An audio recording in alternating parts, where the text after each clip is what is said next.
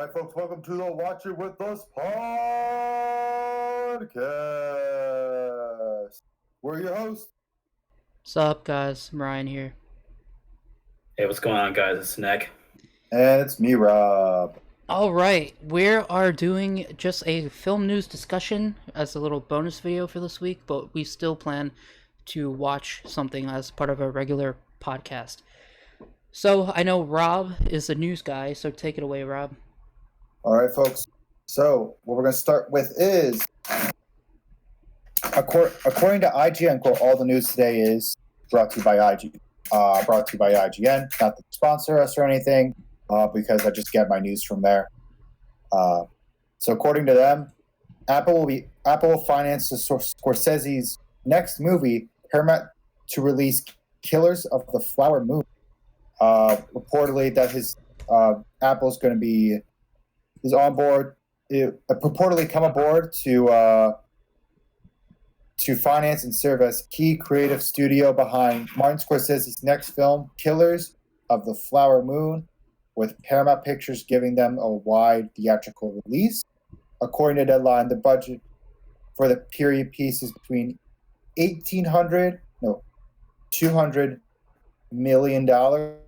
Killers of the Flower Moon will have Scorsese veterans such as Leonardo DiCaprio and Robert De Niro.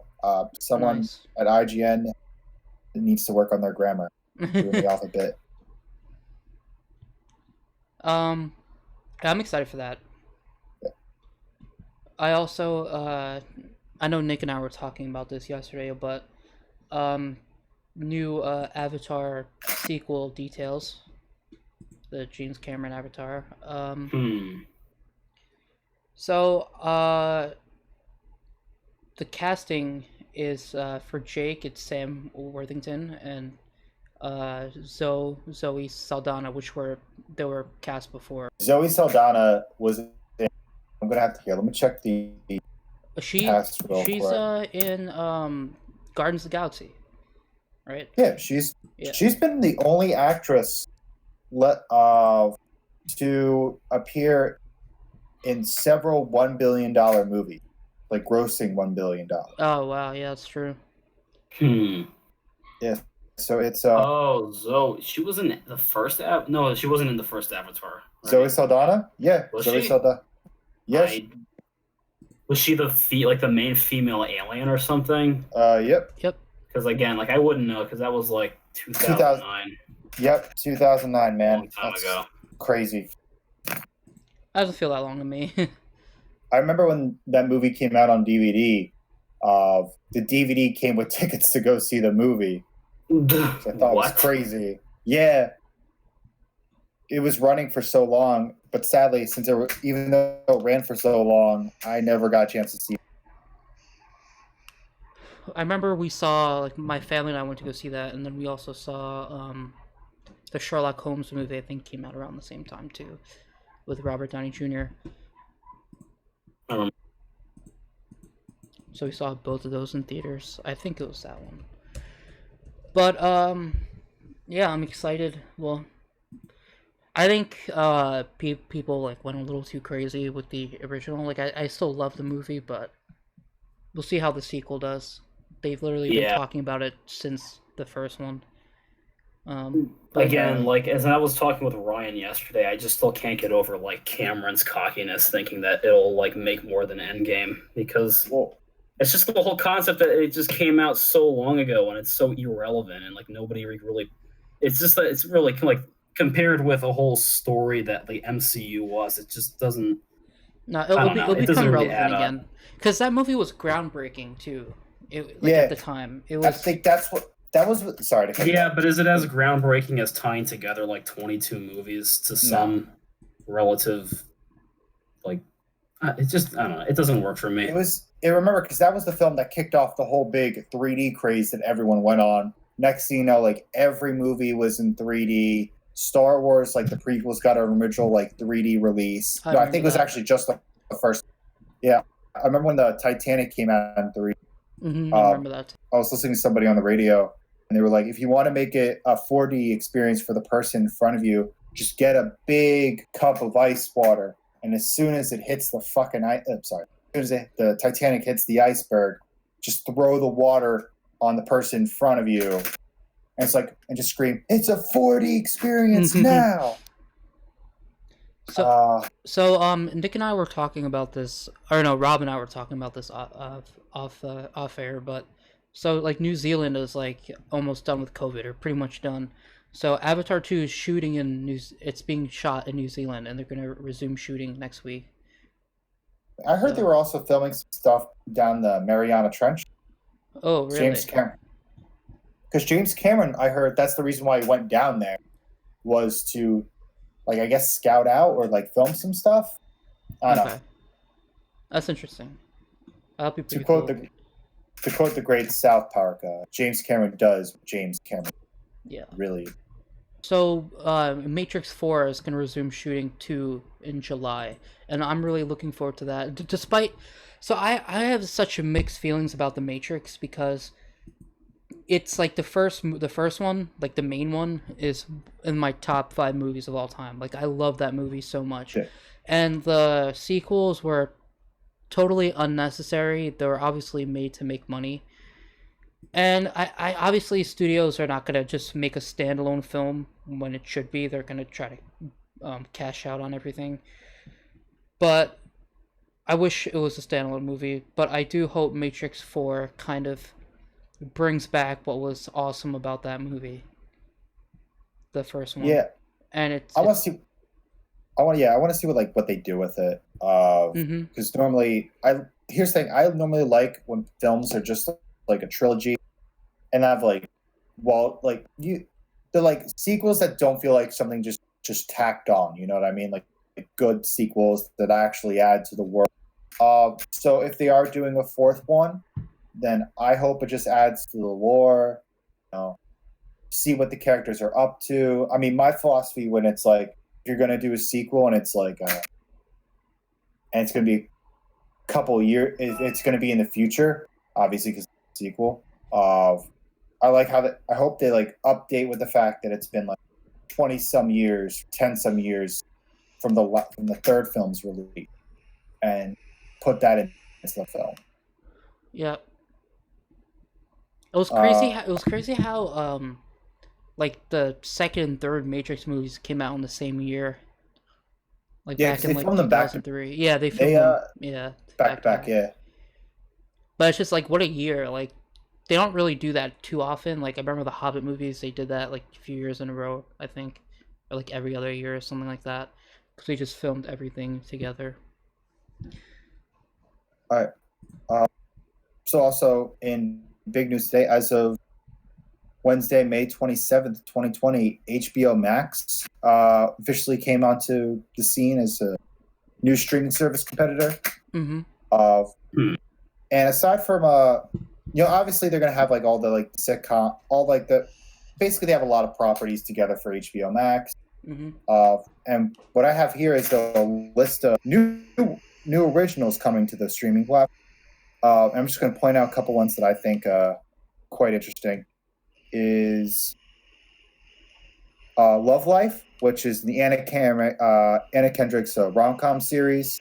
Also, The Not Too Late Show with Elmo, which I think this sounds like super cute. They're also rebooting Looney Tunes for the umpteenth millionth time. There was a sneak peek online, which I like. I mean, I'm a big fan of animation. You can do a lot more with animation than you can do with live action, and my comments to that. I'm not too keen on the art style of this one. I kind of like what they did for the reboot for Cartoon Network, but yeah. And also another thing also a cool thing that they're doing is they're doing a lot of co-productions with companies and broadcasters in the UK. So with the main ones are BBC and Channel 4, a show called Trigonometry, Ghost from the BBC, and Home and Stathel Let's Flats, Channel 4. So what do you guys think? As far as like the we'll start with the Looney Tunes thing. You have to remind me about the other things after I'm done with that. Yeah. I'm not too like familiar with the amount of reboots they did. Like all I remember of that was watching whatever like on Cartoon Network as a kid. And then obviously the video games. But I think like a lot of these streaming services, they're doing a lot of these things right now. Like it's been a good solid stretch. Like especially with like Avatar on Netflix, like they put the show on obviously to prepare for the live action release. So I trust what they're doing. I'm also excited. Well, I guess not excited, but South Park is going to be on HBO Max, and before you could watch it for free on Hulu. Yeah. But and then Friends, obviously, people are going to flock to that. Yeah, Friends has. Well, I know. I think Friends is on HBO Max, but I also know that The Office, which has had some crazy numbers over quarantine, just it's like crazy streaming numbers in general. I think that's going to Peacock. NBC's streaming service. Yep, it is. I think was it after this year or the next year? It might be in 2021. I think is when they get it. Yeah, because I heard Peacock is coming out soon. Yeah, in July. So that's gonna be interesting to see. I'm not sure. Like we were talking about this yesterday, but I'm excited for the Psych movie. I love that show. That's gonna be coming out in July when Peacock launches. I mean, at least for me as a consumer, I wonder what is actually worth my money. Yeah. And it's something I've been questioning because the streaming services I have access to now are Netflix, Disney Plus, Hulu, and Prime. Yeah, same for me. Is it really worth adding another thing to my bill, you know? See, I hate being, forced to go through paywalls for everything. But I think I'm gonna pick up Hulu because the Orville is gonna be on Hulu. It's gonna be on Hulu when it comes out, and I love that show. I mean, as someone who's recently gotten Hulu, I've enjoyed it. Hulu's very good if you want to watch like TV shows that are on the air. Also, low key, I think that FX is killing. And if you want to watch any of the FX shows, they're streaming on Hulu. Mm-hmm. Two of my top recommendations are Atlanta and Dave. Both of them are funny, but Atlanta's also more surreal and more of also very good political commentary. Dave is just Dave. Still, it's funny. It gets serious at times, but I've enjoyed it. I like Little Dicky as a rapper. Yeah. Nick, what do you think?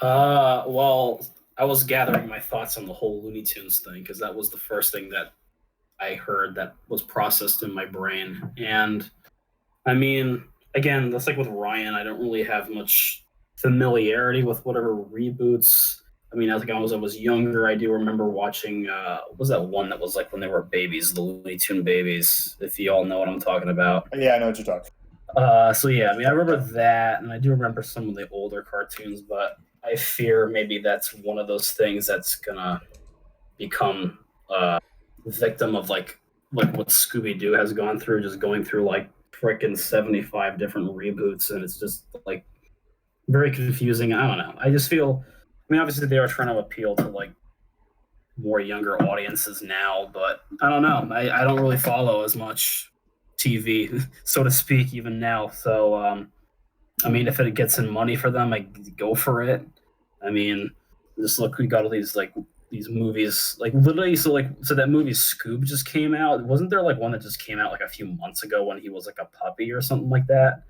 It's like, I feel like they're just coming out left and right with all sorts of reboots of stuff. So, also, I'm looking more into it.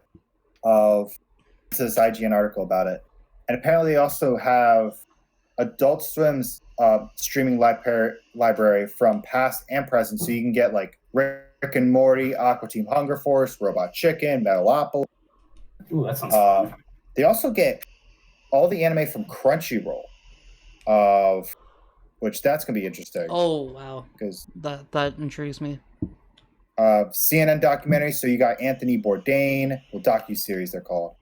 True TV originals like Impractical Jokers. For BBC, you get Doctor Who. So I don't know. It might be worth my money. I probably would try a free. I think I mentioned this maybe in a previous podcast that I consider getting a free trial for just some of these shows, but I don't know, man. This is looking pretty legit here for a competitor. Also they got all the movies as well. Yeah.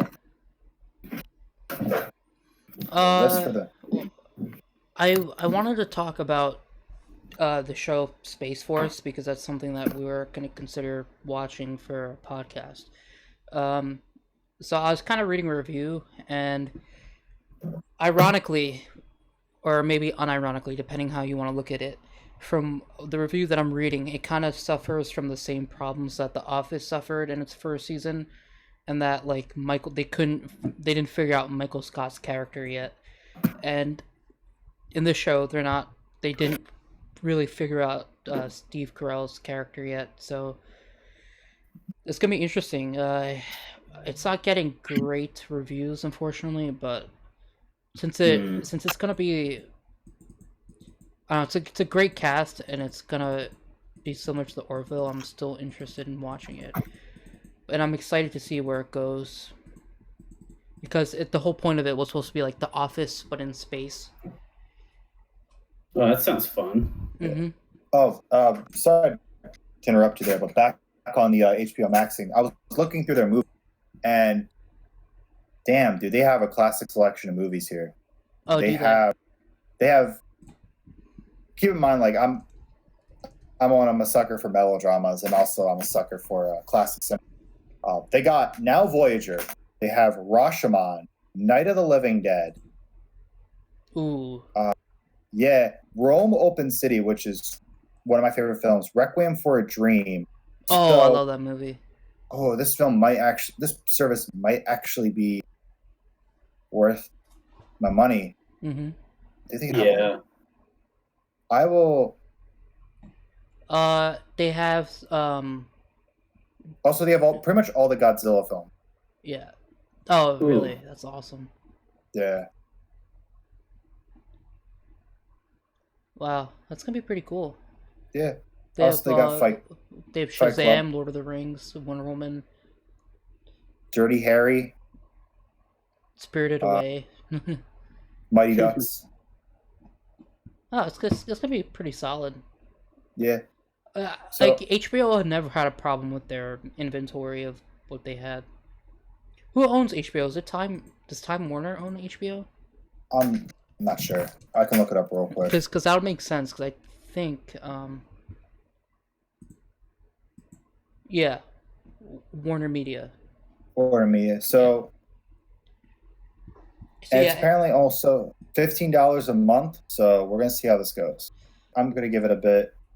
I mean, for a while, Hulu had a deal with HBO, where you can watch HBO shows on Hulu. So I'm gonna see. I feel like there's a lot of places that have a lot of like films and TV shows that have like some kind of overlap. I'm gonna wait this one out a bit. Mm-hmm. See what else they add, especially for the originals. Love Life looks pretty good, but I'm not like, and the Elmo talk show looks cute, but we're gonna see where this goes. What was I gonna say? Oh, so I used to have HBO for free through AT&T. Like they gave it to us for like a year or 2 years. So if you already have HBO, I'm sure this is just a easy thing to just switch to, because I'm sure it's around the same amount a month. So I don't think people are gonna have a problem there. They would rather stream it anyway. Because people use HBO Go like before this. Like that's what people use to stream like Game of Thrones or whatever. But yeah. Again, I'm just gonna wait it out. I know a lot of people are gonna get it, like for sure. Like a lot of people are gonna get HBO Max over like Peacock. Oh yeah, there's some streaming services that are out that I don't know if they're gonna survive in this landscape. Like especially I'm worried thinking about Peacock. Like how many people are gonna flock over just because of The Office or some of the a lot of people will, but it's not gonna like, I don't know. I don't think they're definitely banking on that. I think, and they have to wait until the end of this year too. That's a long time. Yeah, I think what's gonna have to happen is they're gonna have to get good originals in order to drag people in. Yeah, but see, like here's what they're doing, right? They're taking all their regular NBC shows and then they're changing to Peacock original. Like I hate when they do that. Like it's not a fucking Peacock original. Well, technically it is. It's not though. It was just on their regular network. I mean, we're eventually gonna see like new show coming just to Peacock. Let me look up to see what's. Brooklyn Nine-Nine is probably the best. Brooklyn Nine's good. I'm sure This Is Us. Some people watch that. That's not my type of show. Yeah, my cousin watches that. Okay, here's some of the originals. I'm looking through them now. There's a Battlestar Galactica reboot. Dr. Death, which is based on the true crime podcast starring James Dorian, Alec Baldwin, and Christian Slater. One that actually looks pretty interesting is Brave New World, based on the novel, same name. Saved by the Bell reboot. Oh yeah, the second movie spinoff of the long running series, Psych, will be on there. Yeah, Psych. I love Psych. It's gonna have the USA shows because I think NBC owns USA. And also Saturday Night Live docuseries Who Wrote That, from the creator Lorne Michaels, explores famous personalities in front and behind that actually looks pretty interesting because God knows the like famous people that have come out of Saturday Night Live. Mm-hmm. So One of Us is Lying. What is that about? It's based off the book. Yeah. So after reading through this, I could see how it could gain some pretty good traction. Yeah. Again, I want to see what comes out of this Brave New World adaptation. So, who knows? If people come just to watch The Office, I think that may be a good start for them. But if they want to keep them hooked, I think they just got to keep good originals on there. That's what's going to make or break these streaming services. Yeah. Mm-hmm. Yeah. That's how Netflix. That's honestly how I think Netflix is staying afloat right now. Netflix has to step up their game. Like they don't have like that many good shows left. I think they're in the step in the right direction when they teamed up with Nickelodeon. Yeah, that was good. But because like Disney, obviously, they're not going to partner with them. And they're always willing to pump out original, which is keeping people going to the service. I mean, I still think that the premier streaming service for everybody, but there's definitely going to be some competition going on. They have to make better originals though. Like they don't even like their best originals like Peaky Blinders. Like that's not an original because it used to be on a different network. I mean, their leading show for me at least was always Stranger Things and BoJack Horseman. Yeah, Stranger Things is always going to be super popular, but I wasn't really a fan of season. But that's 3. ended. That's the last. The next season is their last season. Yeah. Whatever. And so they're not gonna have. And 13 Reasons Why 2 is ending, but that show fucking didn't. I don't know. Yeah, we're not. Yeah, let's not be one of those channels. We're not gonna be one of those channels.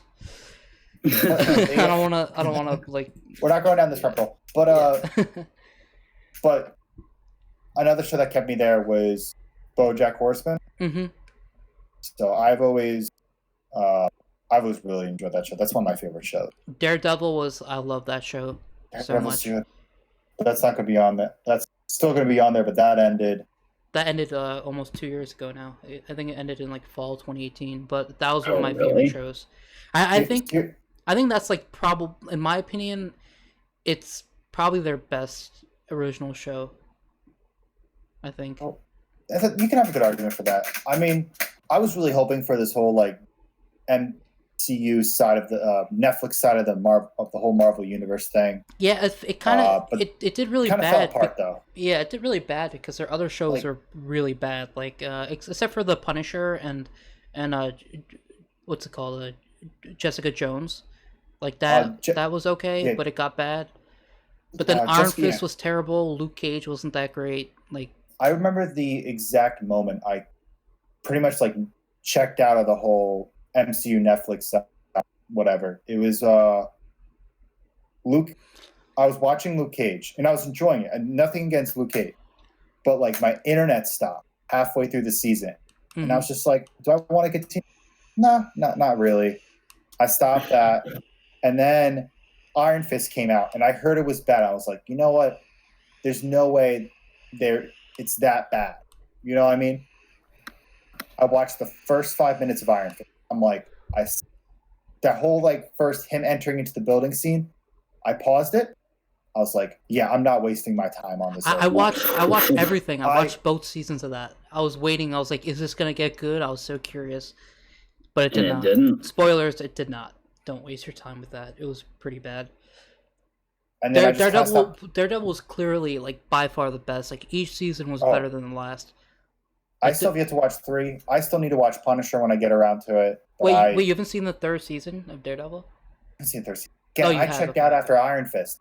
I checked. Okay. I didn't even watch the Defenders, dude. And I remember I went to that Comic-Con, and when they showed off the first episode of Jessica Jones, and I was so hyped for the Defenders. Like, okay, this is gonna be so cool. They're gonna go team up in the MCU. It wasn't terrible. Like people hated it, but that wasn't terrible to me. It was just the other individual shows were not that great. Even Jessica Jones, like the second season wasn't that great, and the 3rd season was pretty bad. The 1st season was really good though. Oh, first season Jessica Jones.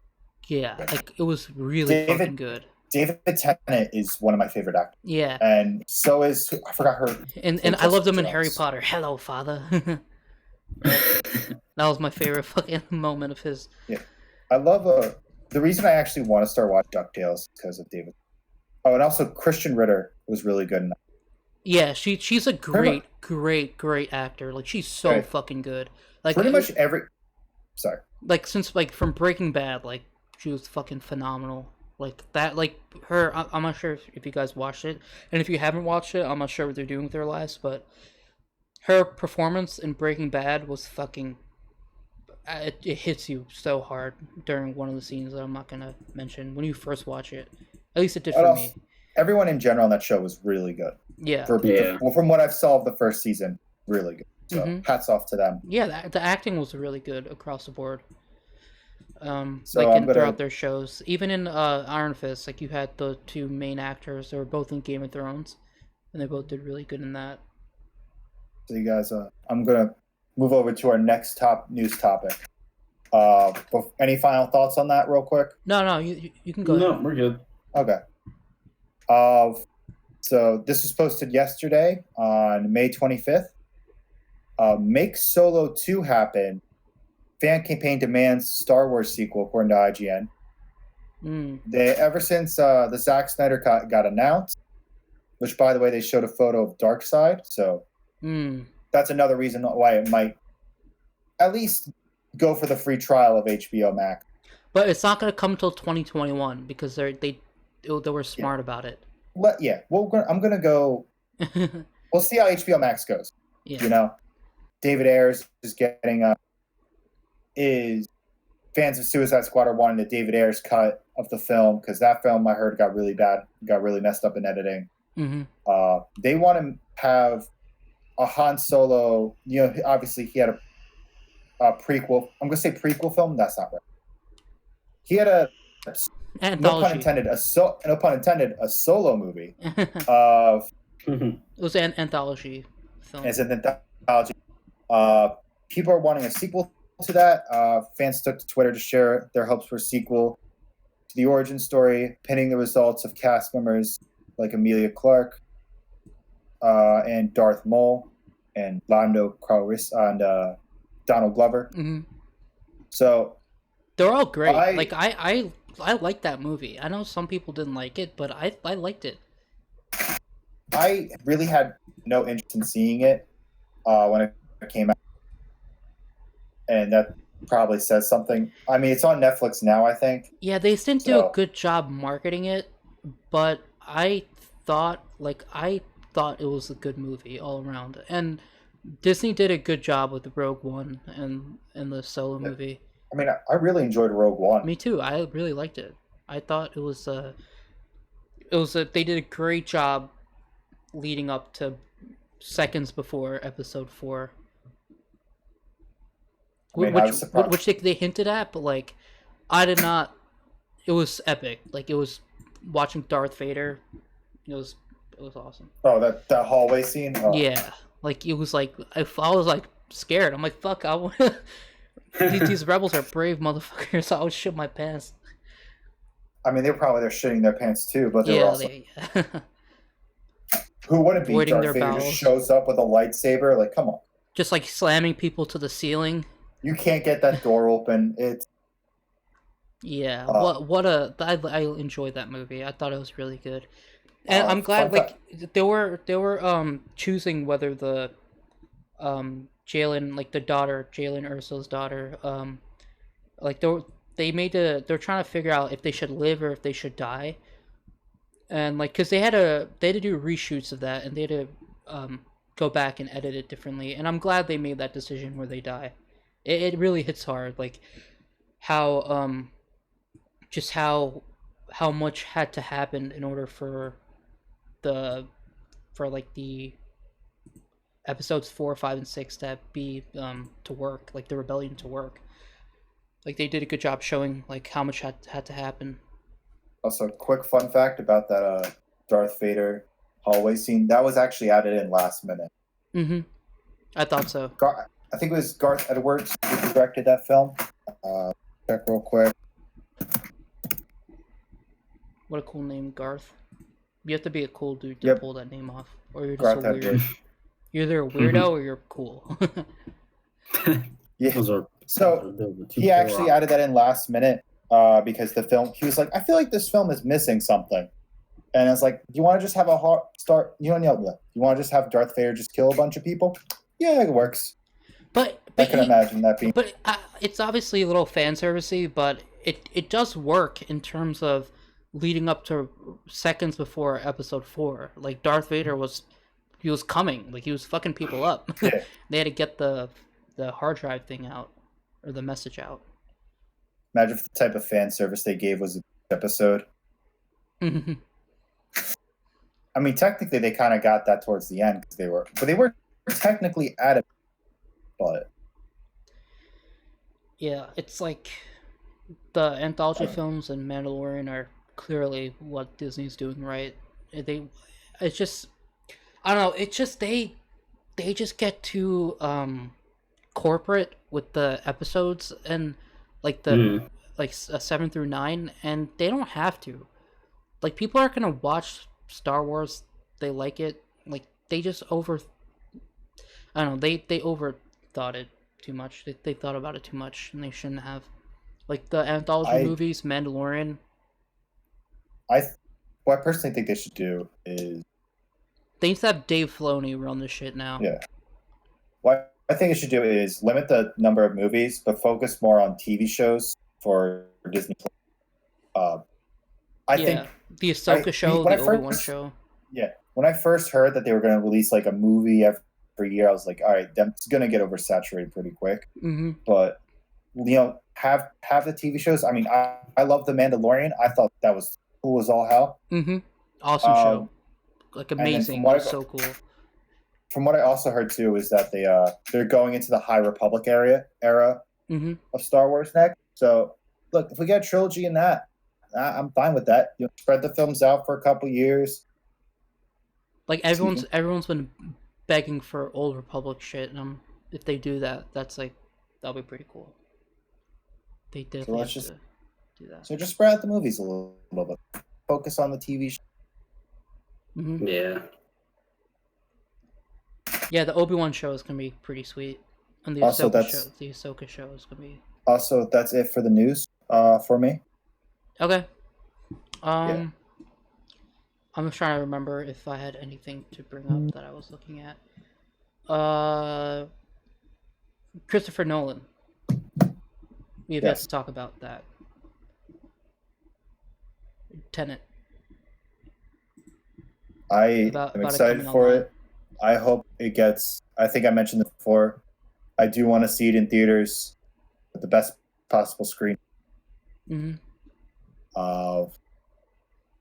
But again, with everything going on, I'm not sure if that's happening. From last I heard, he wants to have the movie in theaters, but that's probably not entirely up to him. I think a lot of directors want that to happen with their movies, but especially with Nolan, because he does take the time to make sure he shoots in IMAX and make sure. Yeah. Yeah, he's very keen. He's very his movies are meant for the big screen for sure. That's not something that I would criticize him for, wanting his movie on the big screen. It's, as a director, like, why wouldn't you want that? It's just a pandemic going. Yeah. I mean, it'd be interesting to watch it on a drive-in. Talked about this in the last podcast. Yeah.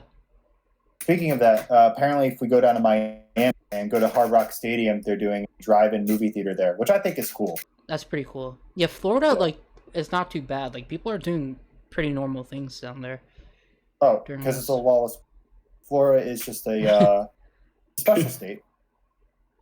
To all our Florida viewers out there, we love you guys. My grandma lives down there, but my aunt interesting state. I mean, we're from a interesting state too, so we can't really talk too much shit. We're just from a state where people drive really fast. The best comparison is pod racing. That is like to drive in the state. If you haven't already figured it out, good luck.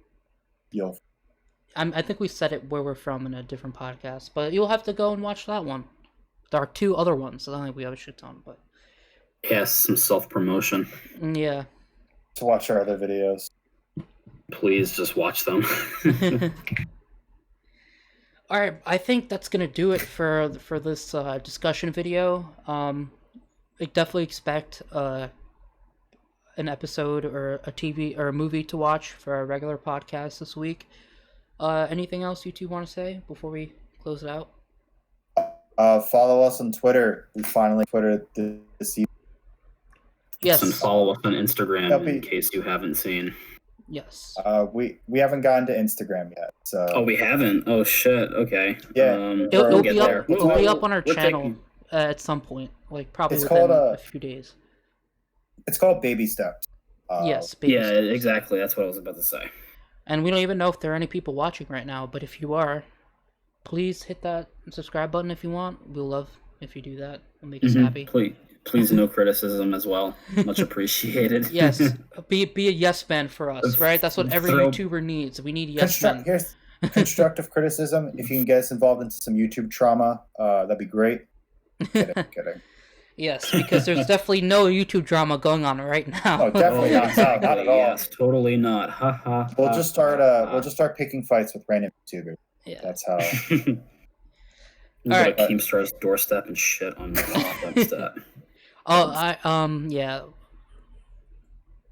Let's not get into that. Let's not get into that. Yeah, we don't want to be. I mean, not that we have any sponsors, but we don't want to have like negative sponsors. Yeah. All right. Anyway, guys, thank you for watching this discussion. I hope we talked about some interesting news, and definitely comment about the podcast, what you guys want to see, what we should do differently, what things you want us to watch, and we'll talk to you guys later.